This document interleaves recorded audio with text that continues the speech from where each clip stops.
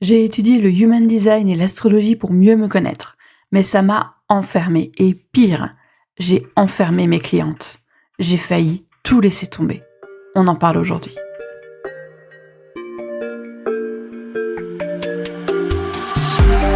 Bienvenue dans Sans Interdit, le podcast qui libère ta magie.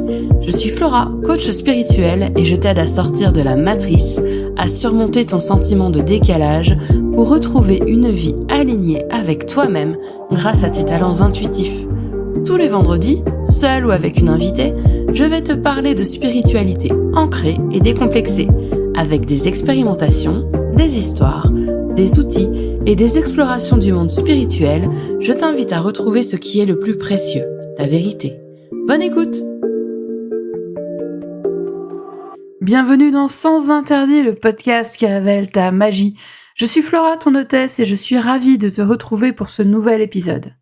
Alors, comme je te l'ai dit en pré-intro, j'ai failli lâcher le human design. Vraiment, hein. J'ai arrêté de suivre quasiment toutes les personnes que je suivais en HD. Déjà toutes les françaises, enfin les francophones je veux dire, et quasiment toutes les américaines, même celles pour lesquelles j'avais un respect immense. C'était pas une faute de respect, c'est juste qu'en fait j'en avais plein le cul. J'en avais plein le cul parce que ça me ramenait à mes propres erreurs. J'ai failli donc lâcher le human design, j'ai failli lâcher l'astrologie et tout le bordel du dev perso. Très concrètement, dans cet épisode, je vais te parler de saturation mentale, de perte de repères, des lectures que j'ai faites et que j'ai faites pour moi et pour mes amis et mes clientes, là tout le monde, qui les ont enfermées au lieu de les éclairer. Et pourquoi est-ce que j'ai continué quand même, mais différemment. Donc ça va être un épisode comme d'habitude, sans filtre, qui s'adresse à toi si tu satures d'informations, que tu sois analyste ou pas, que tu sois en recherche de qui tu es, de compréhension en fait. Donc, mon début en Human Design, j'en ai déjà parlé plein de fois. J'ai commencé par un atelier sur les générateurs. Sur les types sacros, en fait c'est moi qui les appelle comme ça, je suis pas la seule, mais disons que la coach en question n'en parlait pas comme ça. Elle disait les générateurs et les manifesting générateurs. Bon, dans l'absolu, les types sacros. Et c'était des ateliers business qui étaient censés nous aider à mieux comprendre notre fonctionnement et nous aider à trouver des stratégies alignées avec notre fonctionnement. Moi, j'étais au tout début de mon entreprise et je m'étais dit « Oh putain, trop bien, une baguette magique ». Très concrètement, je l'ai pas formulé comme ça, mais dans ma tête, c'était « Trop génial, une baguette magique ». Comment te dire ? Donner des stratégies business qui fonctionnent pour les générateurs et les manifesting générateurs. On représente environ 70% de la population. C'est comme si tu disais, écoute, toutes les brunes, elles doivent faire comme ça pour réussir en business. Voilà. C'est la même chose. C'est la même chose. Je suis désolée, c'est la même chose. Je vais me faire taper sur les doigts, je vais me faire taper sur la tête, je m'en fous. C'est la même chose. Mais ça, je ne le savais pas à ce moment-là. Et tu vois, j'ai déjà senti une forme de dissonance. Je me dis, comment est-ce que je peux me sentir unique si je suis pareil que 70% de la population ? Bon, concrètement, je suis manifesting generator, donc c'est 30 ou 33% de la population qui est manifesting generator. Mais comment est-ce que je peux me sentir unique si je suis comme 33% de la population mondiale ? J'ai même pas fait le calcul, ça va être énorme. Je veux dire, comment ça peut marcher ? D'autant plus que, personnellement, je ne me reconnaissais pas du tout dans la carte de visite du manifesting generator et du générateur, parce qu'elle avait mis tout le monde dans un même panier, et je me reconnaissais pas du tout. Je comprenais pas, en fait. Je me disais, mais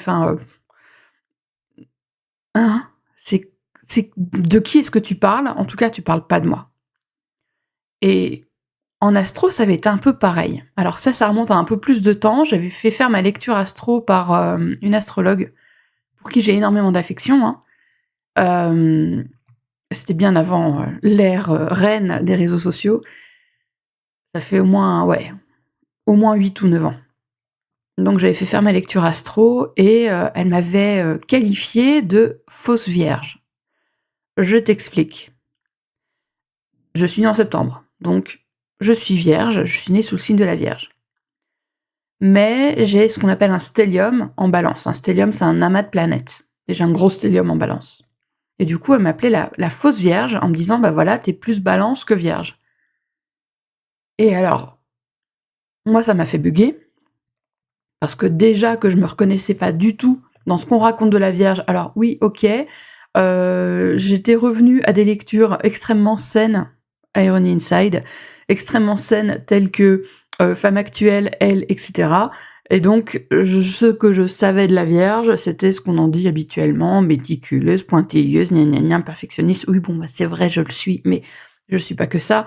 Bref. Et je me reconnaissais pas dedans. Mais je me reconnaissais pas non plus dans la balance, en fait. Donc, je veux dire, j'étais là, je dis, ok, donc je suis quoi si mon ciel ne me parle pas? J'avais vraiment cette impression qu'il y avait rien qui me parlait, qu'il y avait rien qui n'était fait pour moi. Ça s'est, comment dire, amplifié avec les premières formations que j'ai faites. La première formation HD que j'ai faite, parce que oui, même si je m'étais dit que le HD c'était de la merde, eh ben j'ai fait une formation.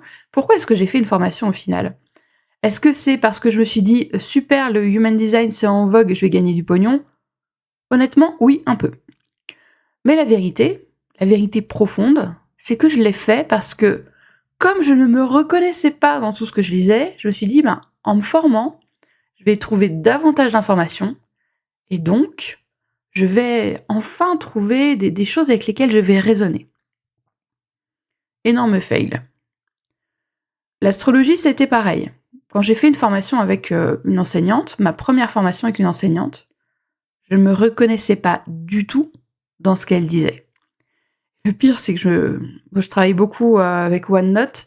J'ai ressorti mon OneNote, mes différents classeurs OneNote, et j'ai une quantité de notes que j'ai prises suite à cette formation. Il y a un travail, j'ai fait un travail de fou, parce que... et en fait, bah, c'est bon pour partir à la poubelle. Je me reconnaissais pas du tout. Et je suis quand même... je me suis quand même dit, bon, ben, du coup, là, j'ai dépensé... ouais, j'ai vraiment dépensé. J'ai dépensé telle somme d'argent. Bon, ben, je suis astrologue. Lol. Vraiment, vraiment, vraiment. Mais du coup, avec ces 2 premières formations, aussi bien en human design qu'en astrologie, j'ai reçu énormément d'informations. Alors, ok, j'étais volontaire pour ça, hein, c'est moi qui ai payé. Mais à côté de ça, eh ben, j'ai été ensevelie. Et je me suis encore plus déconnectée de qui j'étais. Je comprenais pas. Je me disais que ben, il devait y avoir un truc cassé en moi, que c'était pas pour moi, que ce n'était pas moi, et que du coup, ben, comment ça se fait que les autres se reconnaissent et pas moi? Enfin, tu vois, toute cette comparaisonnite, ça faisait...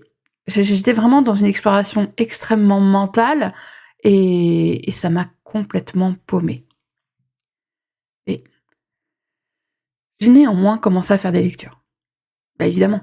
Bah, il fallait que je m'exerce. Moi, je suis quelqu'un qui est dans l'expérience. C'est que, ok, j'accumule du savoir, mais j'ai besoin de m'exercer, j'ai besoin comment dire, d'éprouver mes connaissances. Et j'ai toujours fait comme ça d'ailleurs. Et donc, pour éprouver mes connaissances, j'ai fait des lectures, j'ai créé des lectures. J'ai créé énormément de lectures. Parce que, moi, je raisonnais pas, mais peut-être que ça allait aider d'autres personnes. Ces autres personnes, ça résonnait avec elles. Et moi, je me dis, quelque part, ça m'a encore plus déconnectée. Je me dis, mais merde, pourquoi ça résonne avec elle et pas moi?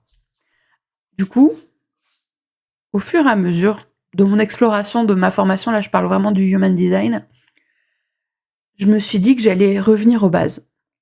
J'allais revenir aux sources. Donc, je me suis plongée dans les transcriptions de Ra-Uru-Hu, qui a, ne me semble-t-il, pas écrit, mais qui a été transcrit.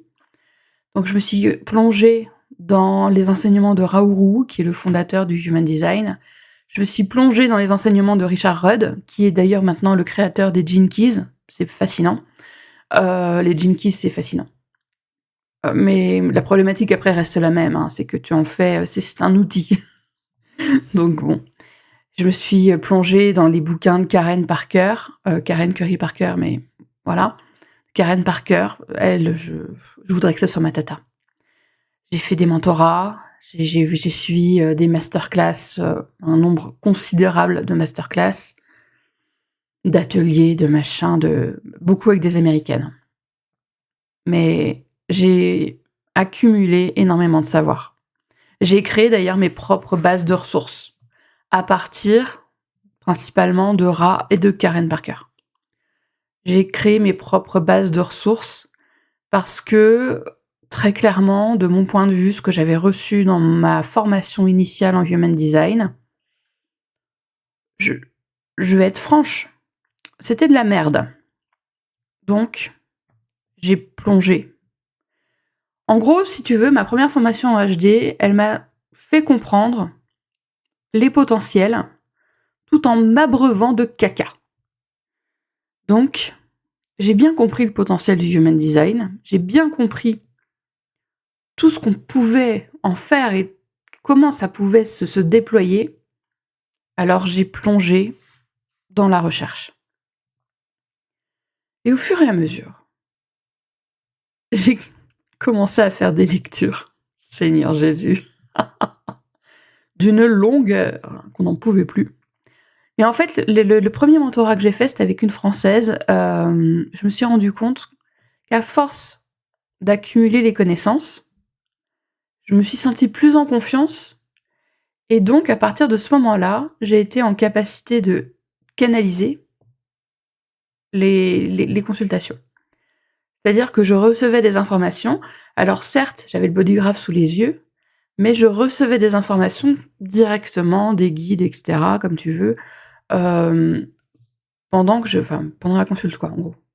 Je me répète un peu, mais je me suis rendu compte que je le faisais aussi par écrit. Et là, je me suis dit, wow. Mais j'ai bien compris que pour ça, en fait, il avait fallu que je sois d'abord, en confiance. Que j'ai une base de connaissances qui soit, à mes yeux, fiable. Donc, ça m'a pris du temps. Et à partir de là, donc comme je te l'ai dit, ça a été la porte ouverte à toutes les fenêtres. J'ai fait des lectures, mais d'une longueur et d'une quantité d'informations. Mais parce que, quelque part, je voulais pas enfermer mes clientes dans simplement leur type énergétique, leur autorité, donc ce qui les aide à prendre des décisions, leur profil, c'est un petit peu le grand rôle qu'on joue dans cette vie, etc. Je voulais pas les enfermer dans les bases. Moi, j'ai toujours représenté le Human Design, j'ai toujours eu cette image du moulin à légumes. Parce que, bon, bref, je ne vais pas rentrer dans les détails, mais j'ai toujours eu cette image du moulin à légumes. C'est que tout en haut, t'as les énormes morceaux. L'énorme morceau, c'est le type énergétique. Ensuite, t'as les morceaux un petit peu plus petits. C'est... et encore, t'as toujours les gros morceaux, t'as l'autorité. Après, les morceaux un peu plus petits, ça va être tes centres énergétiques. Et puis, voilà, c'est tout un système comme ça de morceaux de légumes qui sont de moins en moins gros. Et donc, pour qu'elle puisse avoir, quelque part, de mon point de vue, une soupe digeste, je leur donnais tout. Comment te dire? Voilà. Non. Je vais pas revenir sur la lecture que j'avais faite de plus de 15 heures à une amie. Des lectures pour des clientes, pareil, entre 15 et 20 heures. Enfin, alors pas d'un coup, hein, rassure-toi. Distillé comme ça, en plusieurs vidéos, mais qu'est-ce que tu veux faire de ça? Et je me suis rendu compte, avec l'astrologie, alors l'astrologie, j'ai eu une claque immense quand je me suis inscrite à la formation d'Annabelle Lem sur la part de fortune. Je ne vais pas te faire un exposé sur la part de fortune. La part de fortune est très très mal comprise, a fortiori dans l'astrologie telle qu'enseignée en Amérique du Nord, par la plupart des gens évidemment, parce que tu as aussi des personnes qui sont qui transmettent l'astrologie hellénistique en Amérique du Nord, mais ils sont beaucoup plus rares. La part de fortune, on te dit que c'est ce point qui va te dire comment tu vas faire de l'argent. Tu vois, traduction littérale de fortune. Alors que techniquement, fortuna, ça veut dire chance, mais bon, ça c'est une autre histoire. Et du coup, j'ai fait cette formation sur la part de fortune avec Annabelle Lem. Et alors là, bonne petite claque dans ma gueule et dans mon ego. Bon coup de pelle, en fait. Je me suis rendu compte, je crois que c'est Lao Tzu. C'est Lao Tzu qui disait: «Ce que je sais, c'est que je ne sais rien». Ah ben, là, je savais pas que je savais rien, mais alors bordel, j'en suis bien rendu compte, hein. Donc j'ai fait cette formation, j'étais hyper enthousiaste et puis au fur et à mesure, j'ai déchanté. Formation incroyable, hein. Je veux dire, je l'ai déjà refaite 3 fois parce que je comprends au fur et à mesure, différentes couches. La formation est géniale, c'est juste que j'avais pas le niveau. J'avais pas le niveau. J'avais juste pas le niveau et donc je me suis dit: «Bon, bah, d'accord». J'ai voulu rouler en Ferrari alors que j'étais encore avec mes petits trous sur mon vélo. Ce n'est pas possible.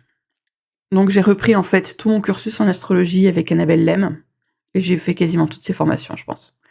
Là, je viens de commencer bon, c'est un aparté, je viens de commencer l'Odyssée, c'est sa formation sur, l'astrologie des transits, c'est l'astrologie, prévisionnelle. Enfin, c'est une autre part de l'astrologie prévisionnelle parce que j'ai également fait sa formation sur les profections. Bref, Annabelle, voilà, dans mon cœur. Mais oui, ça a été une claque. Je veux dire: «Oh merde, je ne sais rien». Et pourtant, j'en avais bouffé des bouquins. Ah ben, les grands astrologues, tu sais, du style Dan Rudyard, Stephen Arroyo, Stephen Forrest, et j'en passe, hein, parce que j'ai une quantité de bouquins incroyables, à la fois dans ma bibliothèque et dans ma Kindle. J'ai lu une quantité monstrueuse de livres, j'ai pris une quantité monstrueuse de notes. Mais après, au bout d'un moment, je me suis rendu compte que des fois, il y avait des choses qui allaient pas trop dans le même sens, alors j'étais complètement paumée. Mais je me suis à nouveau, ensevelie sous les informations et je me suis rendu compte que quand je faisais une lecture astro, pareil, j'avais ce besoin d'être exhaustive. Alors, l'exhaustivité, ça vient également de ma neurodivergence, enfin de mes neurodivergences.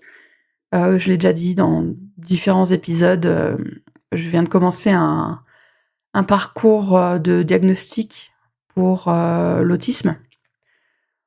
Il est très possible, très, très possible que je sois une femme autiste et du coup, cette exhaustivité pourrait venir de là.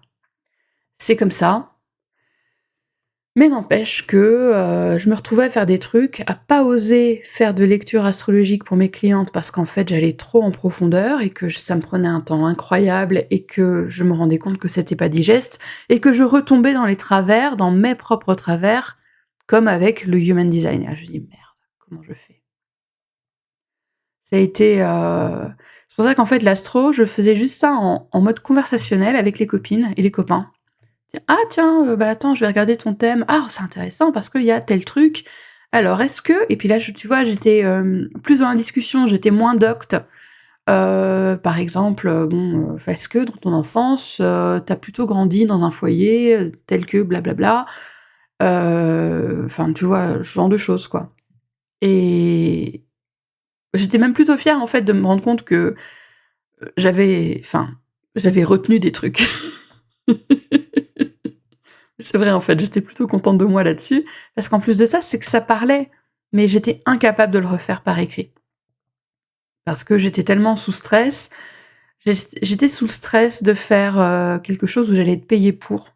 Donc, à partir du moment où je suis rémunérée, je donne le maximum. C'est ça aussi le problème, l'exhaustivité, tout ça. Ben, ouais. Donc ça a été un chemin. Ça a été vraiment un chemin et j'ai vraiment tu vois, en tout début d'épisode, je t'ai dit que j'ai failli tout laisser tomber. Oui, j'ai failli tout laisser tomber. J'ai arrêté de suivre, à part Annabelle et Paula Van Groote, j'ai arrêté de suivre des astrologues. Ah non, il y en a 3 que je suis, d'ailleurs je te les conseille. L'art de l'astrologie, c'est Annabelle Lem. Paula Van Groote, bah, c'est Paula Van Groote, voilà. Et ah non, il y en a 4 que je suis. Oh mais d'une pipe! Oh, je suis en train de me dire qu'il y en a peut-être 5. Non, la 5e est venue après. Donc il y en a 4 que j'ai continué de suivre, mais juste 4. Donc, l'art de l'astrologie, Annabelle Lem. Paula Van Groote, bah, c'est Paula.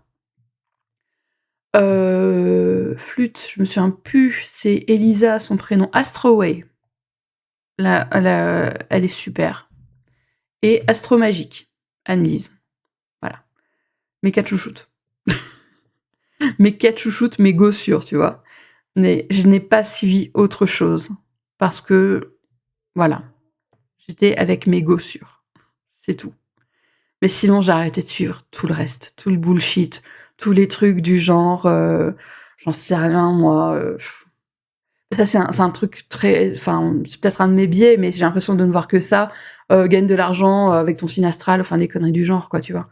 Et au moins, bah, ces 4 là que je t'ai données, elles ont, une vision plus élargie de l'astrologie, plus plus vaste et elles font des contenus géniaux.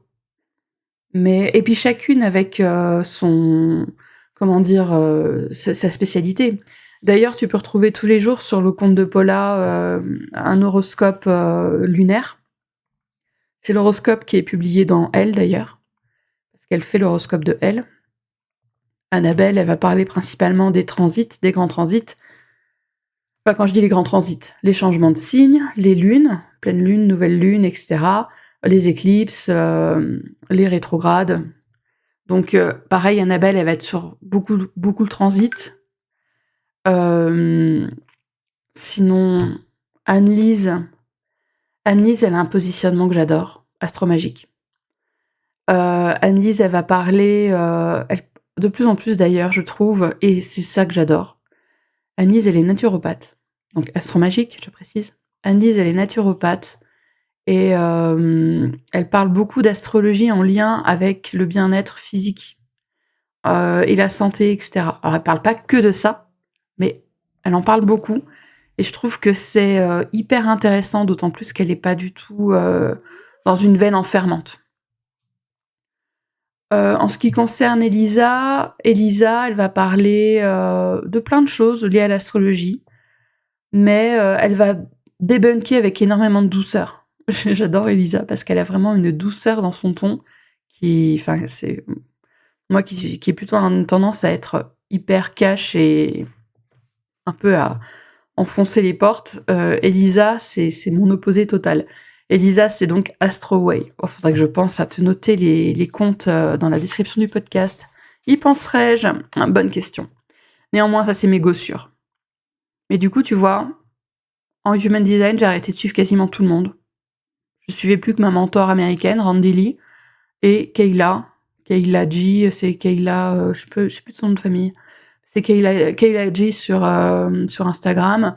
Et donc en astro, il y en avait 4, comme je te l'ai dit. Annabelle Lem, avec son compte, enfin avec tous ses comptes en fait, je suis tous ses comptes, mais Annabelle Lem, Paula Van Groot, Annelise et Elisa. Mais je suivais plus qu'elle. Les autres, je m'étais dit, mais dégagez tous en fait. Dégagez tous, vous m'énervez. Et je me suis vraiment demandé en fait si j'allais pas juste arrêter. Si j'allais pas juste arrêter l'astrologie et le human design, continuer pour mon bon plaisir, mais arrêter d'essayer d'en proposer parce que je trouvais pas le chemin. Je trouvais pas le chemin, je voulais pas enfermer, je voulais faire quelque chose de puissant, de transformateur, de pas enfermant. Je ne trouvais pas le chemin. Et c'était très chiant entre nous, vraiment. Mais maintenant, je pense il me fallait ça. Il me fallait ce moment de coupure, ce moment où d'ailleurs j'ai beaucoup fait les cartes. Ce moment où j'ai beaucoup fait les cartes, où j'étais davantage, dans la voyance et dans la guidance, ça m'a vraiment permis de faire une pause et ça a permis de laisser émerger autre chose. Ça m'a permis de me rendre compte véritablement ce que je voulais faire et véritablement ce que j'ai voulu laisser émerger. Et en vérité, c'est venu excuse-moi, je bafouille. J'en ai fait un post Insta, il y a pas longtemps, cette semaine, je crois.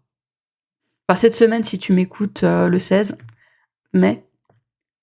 Mais j'en ai fait un post Insta il y a pas longtemps. J'ai une de mes meilleures amies, je lui avais fait sa lecture HD complète, par écrit.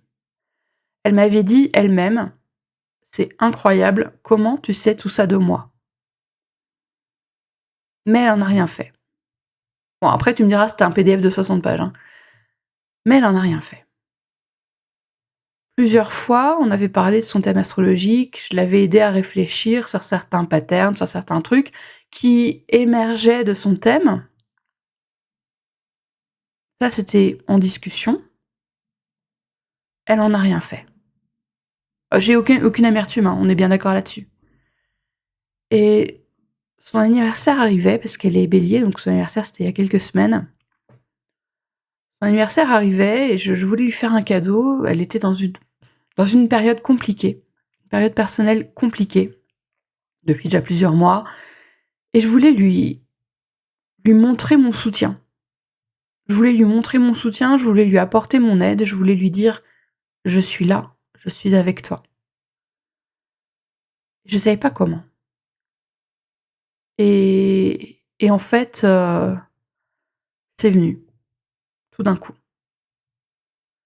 Et là, je me suis dit, tiens, je vais reprendre son thème astrologique. Parce qu'à chaque fois que je prends un thème astrologique, je vois quelles sont les dominantes saillantes. Moi, par exemple, tu vois, dans mon thème, il y a, comme je l'ai dit, le côté fausse vierge, là, j'ai une énorme activité en balance. C'est intéressant de voir un petit peu toute cette activité en balance. Il y a pas mal de choses dans mon thème. J'ai une maison 7, c'est la maison du relationnel, qui est pareil, assez intéressante. J'ai plein de thématiques. Pour ma part, ça va être lié autour du relationnel, autour de comment poser mes propres limites. La thématique du corps aussi qui est très présente, c'est vraiment drôle. C'est vraiment drôle. Bref, je te donne vite fait des thématiques liées à mon propre thème. Mais en fait, c'est comme ça dans chaque thème astral. Enfin, de mon point de vue. Dans chaque thème astral, il y a toujours des dominantes qui vont ressortir. Jamais les mêmes, parce que ça va être les tiennes. Et là, donc, j'ai sorti les dominantes, les thèmes saillants du thème de mon ami. Et je me suis dit, ok, qu'est-ce qui, en Human Design, va venir soutenir tout ça? Et j'ai créé une sorte de lecture hybride à laquelle j'ai ajouté, comme j'ai fait des thématiques, à la fin de chacune des thématiques, j'ai ajouté des questions qui piquent. Des questions d'activation, en fait. Parce que le tout, c'est pas simplement de se voir, c'est de se mettre en action. Et j'ai créé ce format. Alors, elle a eu... c'est même pas le bêta-test, elle a eu l'alpha-test. Hein, je m'attendais pas à ça, en fait. Je m'attendais pas à ça. J'ai créé ce format-là pour elle, pour l'aider, l'aider à revoir clair, en fait. À voir clair en elle, malgré le bruit extérieur, malgré les conditionnements, malgré tout ça, l'aider à revoir ce qui est vrai en elle. Et déjà, quand je lui ai offert, j'ai envoyé par mail, puis on s'est vu le lendemain, elle me dit j'ai commencé, ça va me prendre du temps, hein, parce qu'il faut que j'accepte tout ça. Je fais je sais. Elle me dit les questions, ça gratte, hein. Je fais ben oui. Ouais, les questions elles grattent. Mais ça m'a fait rentrer dans une sorte de tunnel de créativité. J'ai affiné, et c'est comme ça que Allumer les étoiles est né. Et en fait, c'est pas une lecture technique. C'est pas une lecture, c'est une expérience corporelle. C'est pas une lecture. C'est donc une expérience corporelle quasiment. C'est un récit. Il y a de l'âme dedans. Il y a du cœur, il y a beaucoup d'amour, parce que c'est par amour que je l'ai créé. J'ai même fait la mienne. J'ai fait la mienne parce qu'en fait, j'avais fait celle d'une de mes amies pour tester, parce que j'ai raffiné le process. Et elle m'a dit, c'est incroyable, c'est tellement intime, je peux pas la faire lire à n'importe qui. Du coup, pour pouvoir partager des extraits, j'ai fait la mienne. Je me suis posée comme ça devant moi, en fait, et j'ai écrit pour moi. Je me suis fait finalement ce cadeau d'allumer les étoiles, d'allumer mes propres étoiles. Et c'est l'histoire de ton ciel. Et c'est sensible, c'est vivant. C'est pour te rappeler toi aussi que t'es vivante. Que t'as un message, que t'as tellement de beauté. Et quelque part, c'est la meilleure façon que j'ai trouvée pour te permettre à mes clientes, te permettre de te voir tel que moi je te vois, dans toute ta singularité, dans toute ta magie et dans toute ta beauté. Alors je sais que c'est des mots qui peuvent être hyper trigger, d'autant plus que dans mon environnement, si je puis dire, j'accompagne beaucoup de femmes qui sont blessées, parce qu'en fait on résonne. Moi aussi j'étais une femme blessée. Et donc je sais que c'est des concepts, entre guillemets, qui peuvent être difficiles à accepter. D'être vue belle, d'être vue magique. Mais je suis incroyablement fière, en fait, de ce que j'ai fait. Bref. Je suis vraiment très très fière. C'est beau, en fait. J'ai voulu créer de la beauté et je pense que j'ai réussi. Mais ce que je veux que toi tu retires de cet épisode de podcast, voilà, c'est que concrètement, c'est pas l'outil qui compte, c'est ce qu'on va en faire. C'est que concrètement, il faut accepter de se détacher de ce qui n'est pas nous pour voir ce qui est nous. Et quelque part, c'est ce que j'ai fait en me droguant presque à la connaissance et puis ensuite en lâchant tout. J'ai accepté d'arrêter de me voir simplement comme Hermione Granger et de me voir davantage dans l'expérimentation, ce que j'osais pas faire au final. Et au final du final, quand t'as trop d'infos, c'est une autre forme de déconnexion. Alors, on le fait pas forcément, là je pars vraiment du postulat de l'analyste. On le fait pas forcément... on voit pas à mal, en fait. Je vais parler pour beaucoup, mais voilà, moi je voyais pas à mal en tout cas. Je voulais donner un maximum d'informations parce que pour moi, le savoir c'est le pouvoir. J'avais pas compris que trop d'informations c'était juste trop d'informations.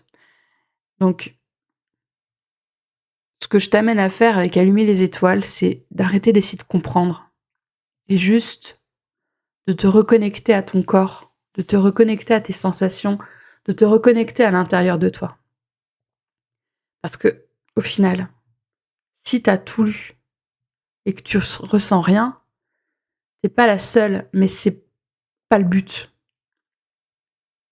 Donc, très concrètement maintenant, comme je te l'ai dit, je ne fais plus de lecture. Je crée des expériences. C'est ça que je fais. Donc, Allumer les étoiles. Je viens de percuter que l'Early Bird, il se finit le 20. Cet épisode... j'ai évidemment Ulfi qui décide de chouiner maintenant. Cet épisode sort le 16 mai. Et le 20, c'est la semaine prochaine. Et du coup, l'Early Bird, il sera fini.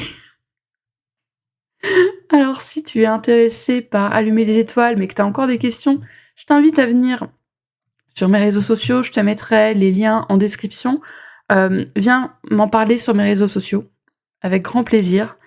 N'aie pas peur, en fait. Je ne mords pas.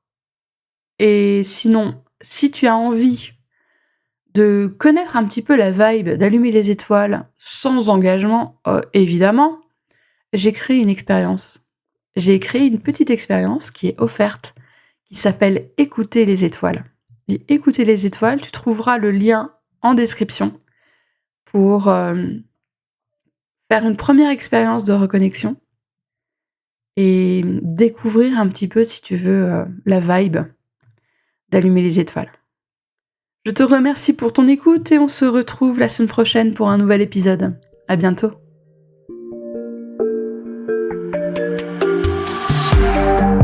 Merci pour ton écoute. J'espère que cet épisode t'a plu. Je t'invite à le partager avec une personne qui peut en avoir besoin et à me laisser un commentaire. Tu peux me retrouver en dehors du podcast pour échanger avec moi sur mon site, sur Instagram ou encore par email. Les infos sont en description de l'épisode. On se retrouve la semaine prochaine pour un nouvel épisode de Sens Interdits. À très vite!